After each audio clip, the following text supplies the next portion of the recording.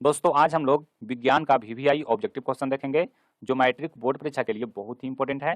और दोस्तों इस वीडियो में हम वैसा प्रश्न को सिलेक्ट किए हैं जो आपके बोर्ड परीक्षा में बार बार पूछे जाते हैं और दोस्तों काफ़ी ही इंपॉर्टेंट है, तो आप लोग सभी प्रश्न को अच्छी तरह से याद कर लीजिए। और दोस्तों जो बिहार बोर्ड का प्रश्न पत्र का जो आंसर की होता है वो सबसे पहले हम इस चैनल के माध्यम से आपको देते हैं, तो आप लोग इस चैनल को सब्सक्राइब करके बेल आइकन को दबा लीजिए ताकि आपसे आंसर की मिस ना हो और आपको उसका नोटिफिकेशन मिल सके। तो चलिए हम पहला क्वेश्चन से वीडियो को स्टार्ट करते हैं। आप लोग जल्दी से वीडियो को लाइक कर दीजिए। देखिए पहला प्रश्न कहता है कि किस दर्पण से वस्तु का प्रतिबिंब बड़ा बनता है, यानी कि कौन सी दर्पण की सहायता से जो वस्तु का प्रतिबिंब है वो बड़ा बनता है। तो दोस्तों इसका उत्तर होगा अवतल दर्पण। दोस्तों अवतल दर्पण में जो वस्तु का प्रतिबिंब है वो कैसा बनता है, बड़ा बनता है। और इसीलिए अवतल दर्पण का प्रयोग दाढ़ी बनाने वाले जो दर्पण होता है यानी कि हजामत के रूप में हम लोग कौन सा दर्पण का प्रयोग करते हैं, तो अवतल दर्पण का प्रयोग करते हैं, क्योंकि इसमें जो चेहरा है वो बड़ा दिखता है।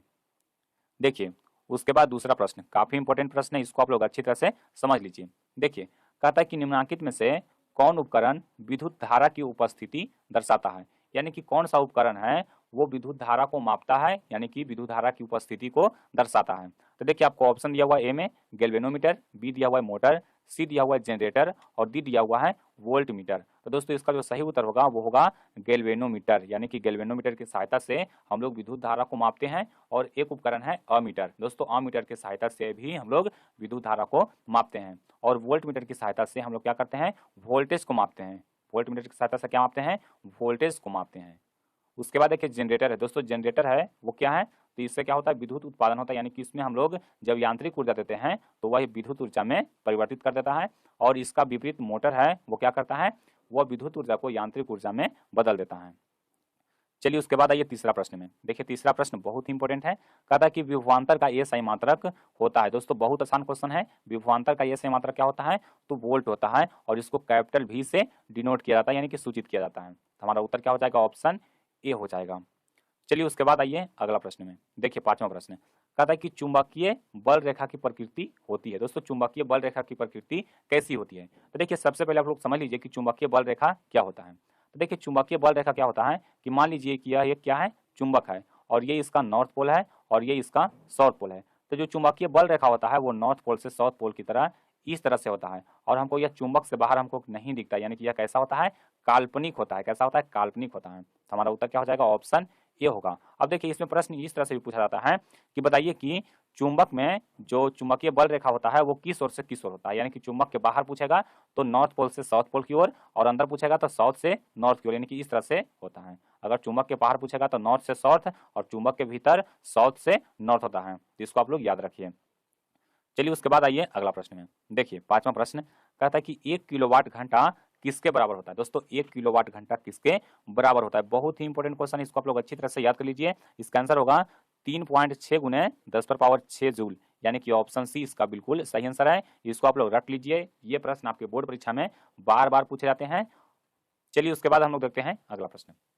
देखिए छठा क्वेश्चन कहता है कि कौन सा लेंस अभिसारी लेंस भी कहा जाता है, यानी कि कौन सा लेंस को हम लोग अभिसारी लेंस भी कहते हैं। तो देखिए छठा का जो सही आंसर होगा वो होगा अवतल लेंस, यानी कि अवतल लेंस को हम लोग क्या कहते हैं, सॉरी अपसारी, अपसारी कहते हैं किसको, अवतल को। और अभिसारी पूछेगा तो हो जाएगा उत्तल लेंस, यानी कि उत्तल को अभिसारी और अवतल को अपसारी। दोस्तों इसमें आपको अगर कंफ्यूजन है तो इसको आप लोग अच्छी तरह से याद कर लीजिए।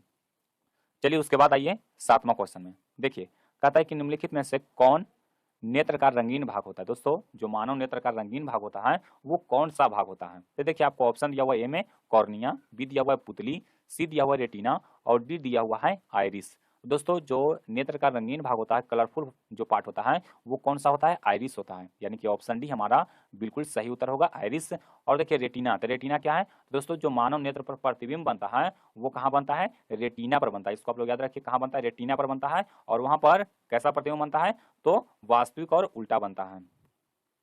चलिए उसके बाद आइए अगला प्रश्न बहुत ही इंपॉर्टेंट है, ये भी प्रश्न आपके बोर्ड परीक्षा में बार बार पूछे जाते हैं।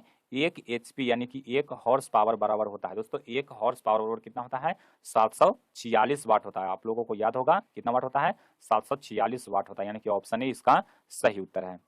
चलिए उसके बाद आइए नौवां प्रश्न में। देखिए कहता है कि विद्युत धारा का मात्रक है। दोस्तों विद्युत धारा का मात्रक क्या होता है? तो विद्युत धारा का मात्रक होता है एम्पियर, यानी कि ऑप्शन ए इसका बिल्कुल सही आंसर है। और इसको कैपिटल ए से सूचित किया जाता है। दोस्तों इसको भी आप लोग याद रखिए, इसको कैपिटल ए से सूचित किया जाता है। चलिए उसके बाद आइए अगला प्रश्न में। देखिए 10वां प्रश्न बहुत इंपॉर्टेंट है। कहता है कि चूना जल का रासायनिक सूत्र होता है। दोस्तों चूना जल का रासायनिक सूत्र क्या होता है? तो चूना जल यानी कि जब हम लोग काली चूना पर जल डालते हैं तो उसका जो फॉर्मूला होता है वो क्या होता है?